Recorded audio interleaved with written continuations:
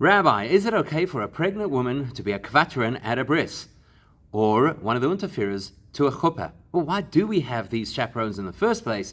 And what do they represent spiritually? Minhag Yisrael, who the Rabbi tells us it is a tradition, Jewish minhag, you can't say, when we take a child to have his bris, we have a couple who bring the baby in, typically a husband and wife. The woman brings the baby, usually on a pillow, to the door, the entrance of either the shul or the room where the bris will be. And then the husband takes the baby all the way to where the bris is going to be performed at the so-called seat of Eliyahu. Says the Rebbe, Minhag Yisrael Torah, as we well know, anything which is a Jewish custom is as powerful as the Torah itself, which means this minhag, this custom, must also be part and parcel of the Torah. So, inyan zeh, this idea, the fact that we introduce a woman into a role that is part of the bris, which if you think about it is a very male ceremony, even though a woman obviously does not have the mitzvah to have a bris and probably not even to give a bris to her child, although that's subject to some debate. It could be that the basis, or at least an allusion to this custom, is in our parsha, because the pasuk that says that on the 8th day you should circumcise the child, which is the mitzvah of a bris milah, is written where? Is written in the parsha, which is introduced by the name, and actually this becomes the name of the parsha, a woman who should conceive. Which is a parasha that initially speaks all about the laws of a woman in childbirth and post-childbirth. Straight after the pasuk, Isha ki Tazria, very soon after that you get Uvayom Ashmini. So the mitzvah of bris is contextualized in the Torah as associated with a woman and childbirth. That alludes to the fact that a woman has a role to play in the ceremony of the bris. Even though the actual mitzvah to circumcise one's child is the father's mitzvah, and the mother does not really carry that obligation. As the Gemara illustrates, after a whole debate whether or not a woman is even acceptable to give a bris, in spite of the fact that a woman has no obligation to circumcise her child, where does the Torah teach us the mitzvah of bris? In the parasha which is associated specifically with women. In fact, it's a section of the Torah where the husband is not even mentioned. Even the pasuk that tells us about a bris of and on the 8th day his flesh should be circumcised, doesn't even tell us explicitly that it's the father who is supposed to be doing that. So at the very least, that alludes to the fact that a woman does have a role to play in a bris, and what that practically means is that women carry babies to their bris as a kvatran.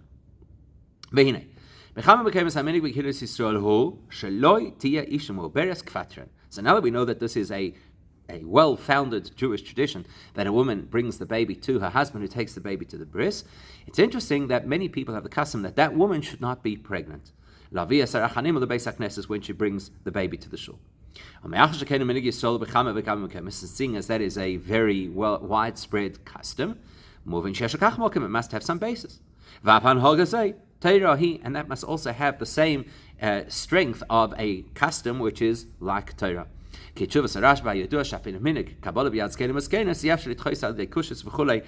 Rashba famously says, that if there is a tradition that has been passed down, even if it's a so-called Baba Maisa that was passed down by the older members of the community, we can't just slug it up with questions because it doesn't make sense to us.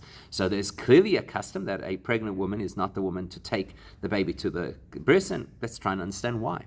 So the minhag zeh shemuberes lo tia kvartan muvoim kamatayim. Various commentators offer various reasons for this. Mitzat sakana, perhaps it will endanger her, maybe the shock of the bris. Machlef shashayin hora ve'oid, or maybe it will attract negative attention to her that he has a baby that's just been born and she's also pregnant. Maybe there's somebody who's battling fertility and will look at her in the wrong way, or various other reasons. But because we know that every Jewish custom is absolutely precise, It's quite likely that the real reason why we don't have a pregnant woman as a chaperon is not because of these side issues, but because of something intrinsic to what the role is all about. Not that we want to chas v'shalom bring any danger to the baby of a miscarriage or whatever the case is. But it somehow it speaks to the essence of what this custom of these chaperon are all about. So, by way of introduction, let's just clarify that when it comes to why we have minhagim, and we say that these minhagim are Torah, there are two things we want to emphasize about these customs. Firstly, the most obvious is this minhag is like Torah. It's non-negotiable. It's not a matter of opinion. It doesn't matter if we don't appreciate and understand it. It is a valid minhag. As we use the expression, this is the custom that is being transferred through the generations from our forefathers, and we don't change those traditions. But there's another meaning to this line as well, which is Beis. Torah means instruction and lesson. So the minhag is also an instruction and lesson. And it's an instruction or an insight into the particular area that this minhag relates to. So if we have the minhag of kfatas, that must, and the fact that the woman can't be pregnant, that must speak to what this custom is all about. So to understand what it is of a haktim, we're first going to introduce an important introduction, which is just like you have the married couple who bring the baby to a bris, we find that when a couple gets married, marriage and bris obviously have a very strong connection, because the purpose of marriage is to develop a family, to have children, and of course those children will then have a bris. So there the custom is also we have interferers who accompany the chassan and the kala to the chuppah. Each one goes with a pair. Interestingly enough, the woman who accompanies the kala to the chuppah should not be pregnant. So there are contemporary or halachic books that say that these customs about not including pregnant women in these particular roles, not to be the kvatran at a bris, not to be the interferer at a wedding, who is actually the same custom. And therefore, whatever the reason is that a pregnant woman should not participate, must be the same reason for both of them. So now that we've linked these two traditions, let's try and understand what about a pregnant woman is problematic. So the simplest way to introduce this would be to say, before we want to understand why a woman who is pregnant cannot take a certain role, let's understand the halachic designation of a pregnant woman, and we'll find insight into that in the custom about kaporos. That if a woman is pregnant on Erev Yom Kippur, she takes a chicken for her own, a hen, for her own kaporas, and then in addition, gam tanagol kapara avor ha'ubar, an additional chicken or chickens actually on behalf of the unborn child. So these chickens, there's two opinions. One opinion is she takes one hen, which would cover herself, and potentially if the fetus is a girl, and one rooster to cover the possibility that the unborn baby is a boy. Because technically you can have a single hen cover two people of the same gender, the mother and the potential daughter. Because we do that for adults or for regular people, that you can do a single chicken to incorporate more than one person for kaporas.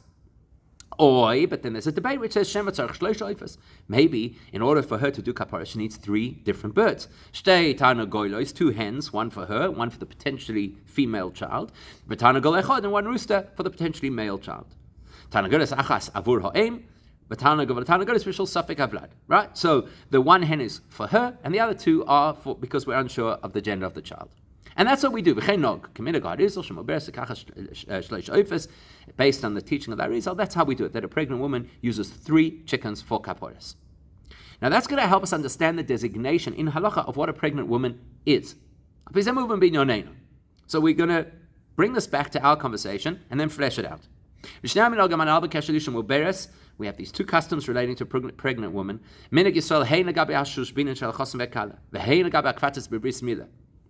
the custom both about the chaperones who take a chassan and cut it down to the chuppah, as well as the chaperones who bring a baby to the bris. The custom issue shnayim dafka, that they should be 2 chaperones only. Ish ve'isha, one of whom is a man and one is a woman. Or shnei anoshim, ushtei noshim, or the way that we do it, 2 men walk the chassan, 2 women walk the kala. But either way, it is only 2 people who accompany the chassan kala to the chuppah, only 2 people who bring the baby to the bris. So that would explain why you don't want to use a woman who is pregnant, because then there's a 3rd individual who is now part of the procession, the unborn child. How do we know the unborn child is something we have to take into consideration? Because at kaporos we take this unborn child into consideration as an independent being who needs his own chicken or hen, rooster or hen, in order to do kaporos. So then you've turned it from a pair into a procession of 3, the man, the woman, and the unborn child, which upsets the balance of what you're supposed to have as the chaperones to a chuppah or to a bris. And the truth is that the genders won't be evenly balanced, because there's either 2 males and 1 female, or 2 females and 1 male, and that possibly is also part of the consideration, although the most obvious consideration is it's supposed to be 2, not 3 people. Now, you could say, whoa, hang on a second, is the unborn child really an independent individual? You could argue. Let's be honest. The person who's actually carrying the baby to the bris, or actually walking the kala to the chuppah, is the mother. The fetus is not carrying the baby or holding the bride's hand. So why is this fetus any more of an issue than other people who might be standing around or even under the chuppah? We don't shoo everybody else away from the chuppah because you're only supposed to have 2 people. Well, there's actually a really simple reason why we're making this distinction. Because if there happens to be a crowd standing around the chuppah, standing around the kiseh shel Eliyahu, nobody considers that they are part of the procession, that they are now chaperones, that they're interferers, that they're kvatas. But what's unique about an unborn child is it's not yet independent. It is considered part of the same entity as the mother. Which means if the mother is carrying the baby, then technically the unborn child is part of that organism carrying the baby or walking the kala down to the chuppah. And we have an easy way to make this kind of distinction based on another area of halacha, where we don't consider people who just happen to be in a space automatically part of testimony just because they happen to be in the space. So by the same logic, we don't consider people who just happen to be standing at the chuppah part of the shushbinin because they happen to be standing there. So the halacha is clear. If a group of people comes to testify in the court, and then it turns out that one of the people in the group is disqualified from being a witness or is related to somebody who is one of the other witnesses, automatically the whole testimony is negated. That's who dafka kasher kol harei mulchadim yachtev ke'edim. That's if all of the people who witnessed the particular event intended to testify. Niskavnu kulam lahoid, the language of the halacha. They intended to appear in court and to testify. And there's even a view that would say they have to arrive in the beis din in order to testify before we consider them part of the group of witnesses. Let's say it just so happens that a father and son or 2 brothers happen to witness an event, and they don't both intend, only one of them intends to go testify and take this to the beis din. So we don't now disqualify all of the testimony because they happen to be a relative standing in the proximity. Because those people who happen to be standing in the proximity are not automatically testifying. Same thing, people who happen to be standing by the chuppah are not automatically considered the chaperones of the bride and groom, whereas the baby is, because the baby cannot go anywhere else except where the mother goes and is considered essentially part of the organism of the mother. Let's understand this better. When we analyze this further, we can actually explain it better. Once you go back and analyze the nature of how we do kaparas for a pregnant woman, gives you tremendous insight. That the child is not actually considered 100% independent of the mother, and that's logical because the child is not capable of sustaining, of living independently of the mother. And in that case, things don't seem to make sense. Because, look, if I'm going to say that the child is not independent of the mother, then I'm saying the child is not yet an entity. What exactly does the child need to atone for? Does an unborn child need to atone for what? Rather, we have to re-understand that the fact that there's an unborn child in the mother re-qualifies what the mother is considered to be. The fact that there's a baby inside the mother's system changes the mother's status, so she is no longer seen as a single person, but is now seen as a multiple, which means 2 or possibly even 3 people in her. So in other words, we're not counting the unborn child as an additional being. We're saying the mother is considered a multiple being during pregnancy. Therefore,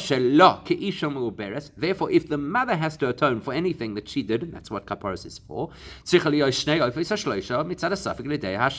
she will need multiple birds in order to do the kapara on the multiple facets of her being at this point. In other words, it would be ridiculous for a person to say, I'm going to atone, but not for my arm. Naturally, the whole purpose of kapara has to incorporate the entire body, and seeing as during the state of pregnancy, a woman is seen as an organism that is multi-dimensional, all of those dimensions have to be catered for in her kapara, or she is not atoned for. That gives us a completely different insight into why a pregnant woman cannot be a kvatron or an unterfer, as we'll see. But let's just unpack this properly. Let's say a pregnant woman ate something that's not kosher, which then becomes part of her system, for which she needs to atone. Whatever is absorbed into her system through the digestive process is also absorbed into the fetus's system, and therefore the atonement has to incorporate not only her atonement, but the fetus's atonement as well. To say it differently, koil yoseh in maybe a broader sense. When a person does something for which they need to atone, they, the whole them, did it. And who is they? Well, you with all your avarim, all of your pieces. And all of the limbs, all of the organs have to be cleansed and atoned for. So if the particular subject of our conversation is a pregnant woman, not only do all the organs of her body have to be atoned for, but so too of the fetus, because we say that in utero, the baby is considered an organ of the mother, and therefore needs the treatment of the rest of the physiology of the mother. So therefore, when this pregnant woman also takes a rooster for kaparas, in case her child is going to be male, that's not that the rooster is there to atone for the potentially male child in her. It's just that later, when the child will be born, and we'll see now that it is a male,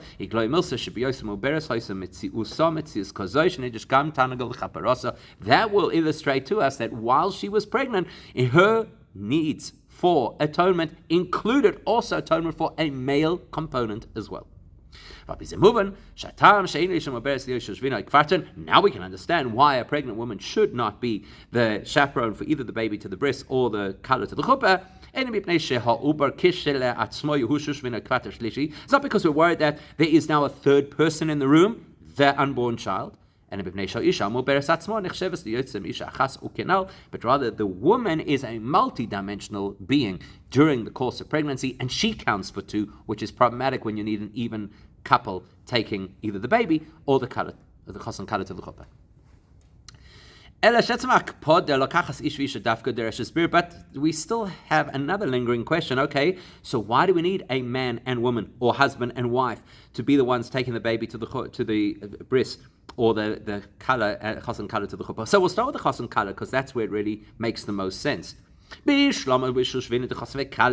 understand why you need a male and female at a wedding. The man will represent the chosin, the woman will represent the kala, and that's why you want a married couple, because that's what you're representing, marriage. But why would you need specifically a man and woman, and ideally a married couple, at a bris? So as we said, there's a lesson, there's an instruction over here, and the lesson and instruction must also speak to what the bris is all about. So before we can explain the kvatas who take the baby to the bris, let's understand the unterferes who take the couple to the chuppah.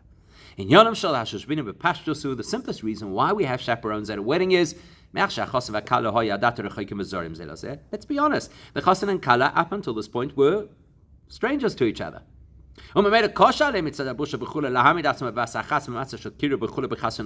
self-conscious and they may be a little embarrassed to go of their own accord and stand themselves under a chuppah next to each other at close proximity when they've been so chaste their whole lives. That's why we give them chaperones to assist them in the process, to ease the process. These are people who are close to, friendly, related to the chosin and kala, to support them, and to encourage them that it's okay, that this is appropriate and it's actually beautiful for you to be coming together now.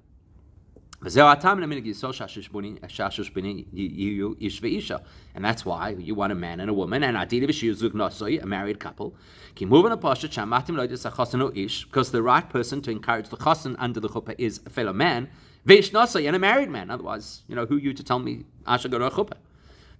Somebody who's had the experience of marriage. And for the same logical reason, the woman who accompanies the kala should be a married woman. Now, whatever happens in our world is merely a reflection of how things are in the spiritual reality, because that's the cause of everything in our world. So, whatever's going on down here, is the evolution of how things are in their spiritual source, as we shall see in our context. Because these chaperones, the married couple that are supposed to take the chosin kala to the chuppah, in our reality, is an evolutionary result of the fact because that's how it is in the original and ultimate state of chosin and kala, which is based on the ultimate state of marriage, which is the union of Hashem and the Jewish people, which happened when, as Shlomo Melech says, at the time of Hashem's so-called wedding with the Jewish people, when he gave us the Torah. At the time of the giving of the Torah, there were in fact chaperones. Shushvina de Malka Moshe was, so to speak, Hashem, the king's chaperone, to bring the Shechina towards us. But Shushvina de Matunisa Aaron, and our chaperone as the Jewish people was Aaron, who brought us towards Hashem. So Moshe is the one representing Hashem as the groom, meaning Moshe's job is to conduct godliness from the higher realms into our world, Yisrael, to the Jewish people. And that is what's played out in our world as the person who's leading the chosin to the chuppah. Whereas Aaron is representing us. He's the one chaperoning us towards Hashem. That's because Aaron's job is to encourage the Jewish people, to draw us close, to elevate us from our lowly reality to a higher state, until we become absolutely connected and one with Hashem. And that translates in our world to the woman who's accompanying the kala to the chuppah. So why, if Hashem wants to unite with the Jewish people, do we need chaperones? That's because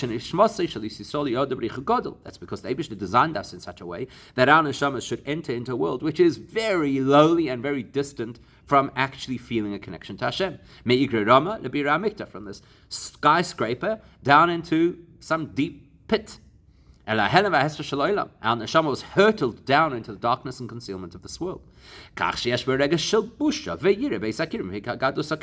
causes the neshama to feel, not altogether unlike the couple under the chuppah, a sense of discomfort, a sense of self-consciousness, a bit of embarrassment. How do I appear in front of the Eibishter's unmitigated greatness? The fact that Hashem is infinitely exalted. So how do we get us there? So the Jewish people need somebody to coax and nudge us along the way to be able to get us there. To help and explain to us that who we really are in the essence of our being is we want to connect with Hashem, and we want to do what the Eibishter wants, as the expression goes, that the so-called good wife does what the husband expects, which is actually speaking about our neshamas and Hashem. And that's our loss. And that's Aaron's job, just to coax us, to elevate us to the point that we connect to Hashem. And the reason that the Eibishter needs a so-called chaperone is because the Eibishter represents the masculine energy, which is a controlling or powerful energy, a ruling energy, dominating energy. That energy shouldn't overrun and totally dominate us, but should seep into our reality in a way that we can actually accept and experience and appreciate it. So because the Eibishter wanted the facilitation of Shushvinin in order to have this union with us at the time of giving of the Torah, that's how it is in our lives as well, and that generates a tremendous amount of simcha. That's why these chaperones to the chuppah are considered contributors to the great joy of the chuppah. One of the greatest reasons people experience simcha is newness, something brand new that's being created over here, a new relationship and the foundation of a new family. That's what a wedding is all about.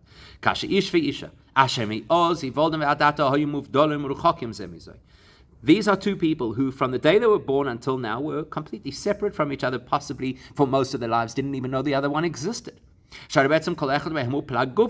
They're half a reality that could be totally distant from the other half. So what do the Shishbinin facilitate? The bringing together of these two lost halves so that they can reunite and have this new experience of life. That generates a tremendous kind of simcha. That experience we have in real time when we have a chuppah is just a reflection of how things are spiritually. Because the neshama had to descend into this lowly world. That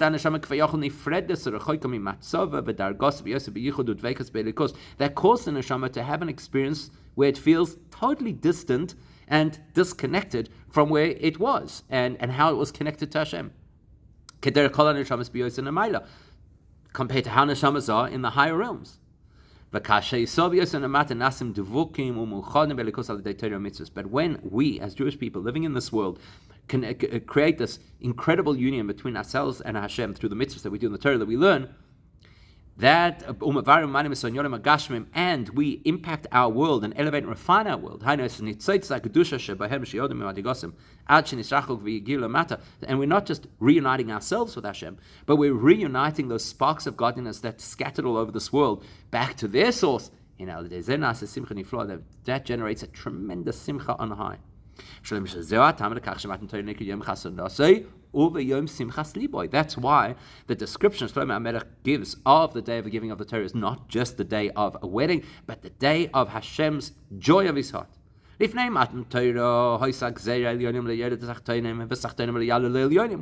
well, the Medrash tells us, that until the Torah was given, there was a Berlin wall between the holy realms and the unholy, the mundane and the divine, and there was no way of crossing that boundary. Like the two souls that are completely separate and unaware of each other. But at the time of the giving of the Torah, which is the equivalent of a wedding between Hashem and the Jewish people, they tore down the wall, and that created an incredible union between Hashem and the Jewish people. While we are very much in this world, invested in this world, and via us, this incredible union between all the disparate parts of the world and godliness, and that's why it's such a tremendous time of simcha for Hashem. Now that's how it is at a wedding, and that's why we have chaperones at a wedding, to remind us of this unique process of bringing together Hashem and the Jewish people, which is reflected in bringing together two individuals who were separate and now have become a unit. Now, how does that relate to a bris, where we also have these chaperones? So now we can understand what the kvat is all about, and how they link to the unterfers at a wedding. See, the bris milah is the ultimate expression of, and the deepest expression of, this union between Hashem and us. First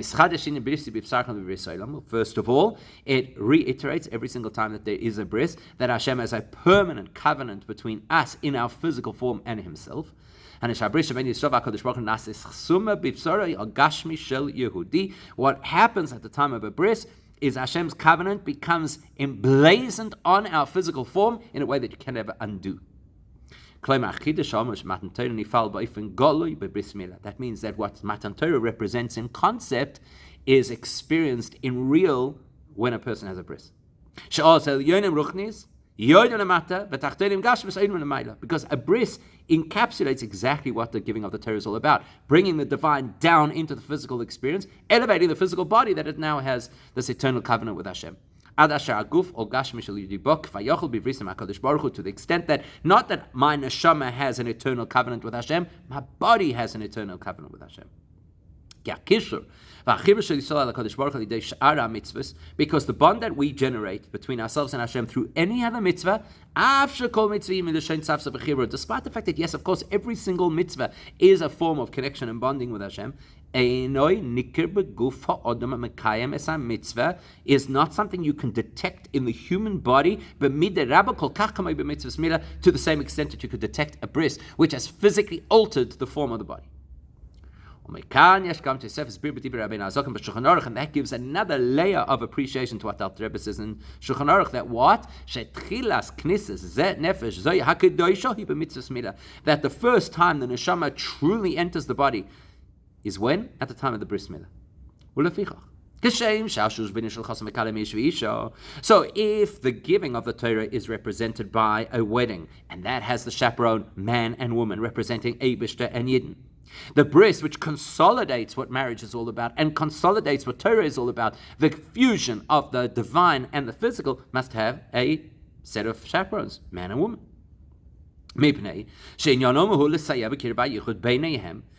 So how's about the chosen and kala? The chaperones are supposed to help facilitate the union. The man for the chosen, the woman for the kala. So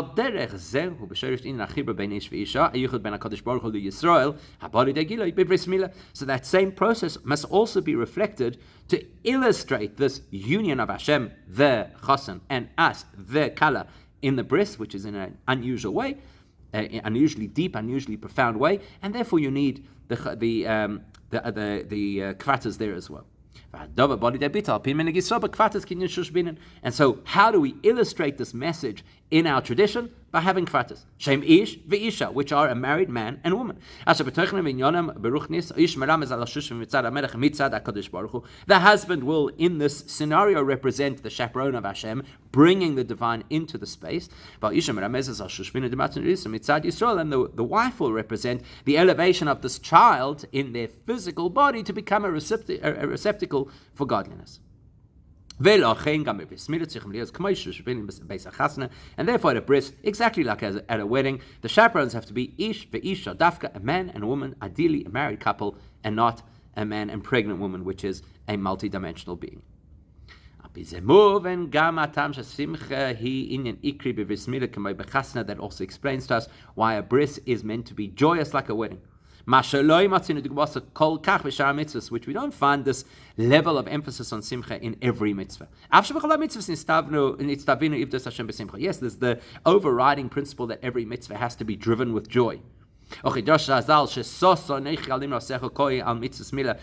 pasuk in Tehillim that says, I rejoice over your words, Hashem says. The Chazal tell us that's referring to the bris. And that's why the Gemara Nida tells us that the bris is deferred to the 8th day. Why? So the Gemara says, because we don't want to have a scenario where the entire bris party is joyous, and the husband and wife are not, because she's not yet able to go to the mikveh. After 7 days, al pi Torah, she would be allowed to go to the mikveh, and that would bring joy to the couple as well. ומדברי המפורשים אוהלה שהדבר נלמד מזה שקבע הכוסף מקיימה של הציווי וביום השמיני ימי בשר לוסי שבפרשה עשינו תקף לאחר גמר העניין של תומאס לידה המסתיימס בשבס ימים. And just linking this back to what we said right at the beginning, that the bris is in the parasha of childbirth, which alludes to the woman's participation in the bris, but it's also here that we learn that a bris should be on the 8th day after the 7 days of impurity post childbirth, and so therefore that alludes to the fact that we really want the couple to be able to enjoy the simcha fully. Why is simcha such a key component of the bris? Because the idea of simcha is as mentioned. Simcha, one of the things that generates simcha is when you've got something that is renewed or something that is brand new. Like a wedding where something new is being created. The man is leaving the life that he used to know, and he's forming a brand new life where he becomes one unit with his wife.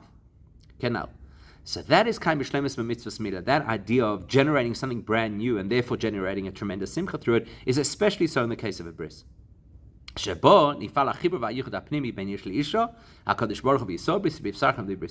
as we have explained, what the bris does is it cements the union between Hashem and the Jewish body in a way that is unparalleled in any other mitzvah. You'll say, what about a woman? Where does a woman ever have the opportunity to create this fusion of the divine and the mundane? Well,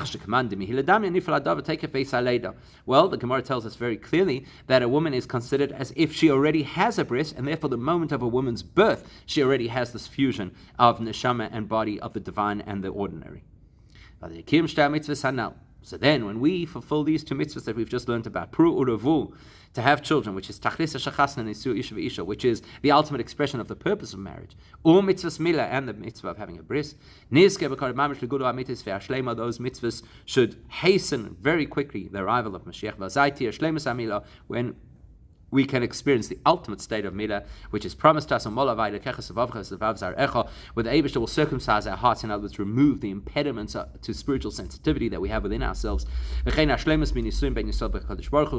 we'll also have the ultimate state of union between us and Hashem, that it says in the time of Mashiach, not only will we be married, but we'll be in a state of intimacy, and we'll be accompanied by our original and ultimate chaperones, Moshe and Aaron, and experience the heightened, or the ultimate state of connection and union with Hashem, with a gula ametet vashlema immediately now.